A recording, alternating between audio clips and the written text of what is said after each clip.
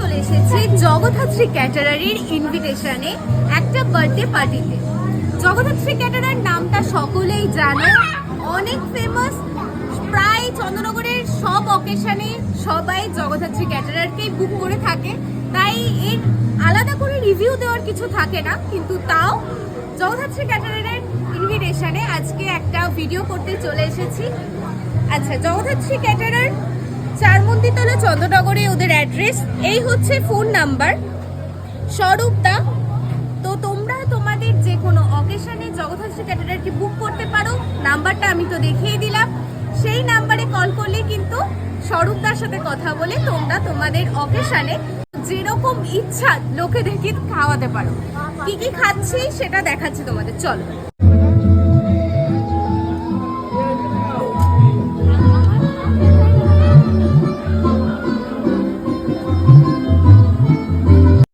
চলে এসেছি স্টার্টার খেতে। ফার্স্টেই আছে এখানে ক্রিসপি বেবি কর্ন, তো আমি নিয়ে নিয়েছি, খেতে থাকি।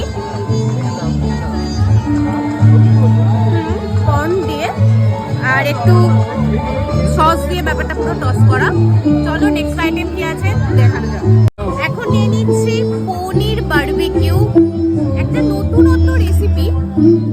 পনির বারবিকিউ, এরকম স্টিকের মধ্যে পনির আর সাথে দেখি ভেঙে একটু, এই যে পনির সাথে এরকম ক্যাপসিকাম আর টমেটো দেয়া পনির বারবিকিউ। বেশ একটু নতুনত্ব একটা রেসিপি দেখলাম, খেয়ে দেখি। এটা কিন্তু সত্যি ভালো খেতে, পনিরটা একদম ফ্রেশ আর বেশ ইউনিক একটা রেসিপি। এটা কিন্তু সত্যি খুব ভালো। আর আগে কোনো বিয়ে বাড়ি বা কোনো জায়গায় কিন্তু এরকম জিনিসটা খাইনি, তো জগদ্ধাত্রী ক্যাটারারের এই ব্যাপারটা বেশ ভালো লাগে।